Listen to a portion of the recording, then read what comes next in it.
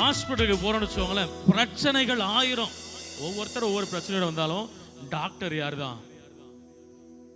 ஒருத்தர் தான். ஆண்டவர் சொல்றாரு, நீங்க எந்த பிரச்சனையோடு வந்திருந்தாலும் நான் ஒருவராய் இருந்து நீ அறியாததும் உனக்கு எட்டாததுமான பெரிய காரியங்கள் செய்திடுவேன். நாம ஆண்டவர் சொல்றார், நீ அறியாததும் உனக்கு எட்டாததுமான பரிபூரண ஆசீர்வாதம். எத்தனை பேருக்கு வேணும் பரிபூரண ஆசீர்வாதம்?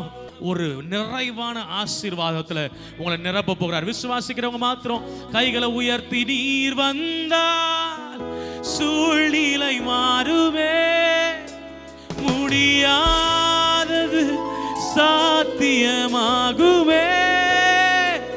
நீர் வந்தால் என் சூழ்நிலை மாறுமே, முடியாதது சாத்தியமாகுமே. யார் கேட்கிறீர்களோ கேட்கிற எவனும் பெற்றுக் கொள்ளுகிறான். நிறைவே நீர் வாருமே, நிறைவே நீர் வேண்டுமே, நிறைவே நீர் போதுமே ஆவியானவரே. அவர் சொல்றாரு, உனக்கு ஒரு நிறைவான ஆசீர்வாதத்தை நான் தருகிறேன். எத்தனை பேர் பெற்றுக்கொள்ள ஆசைப்படுறீங்களோ கைகளை மாத்திரம் தட்டி receive in the name of Jesus பெற்றுக்கொள்ளுங்க பார்க்கலாம். ஆண்டவரே இப்பொழுது பெற்றுக்கொள்ளட்டும் ஆண்டவர். ஆமென்.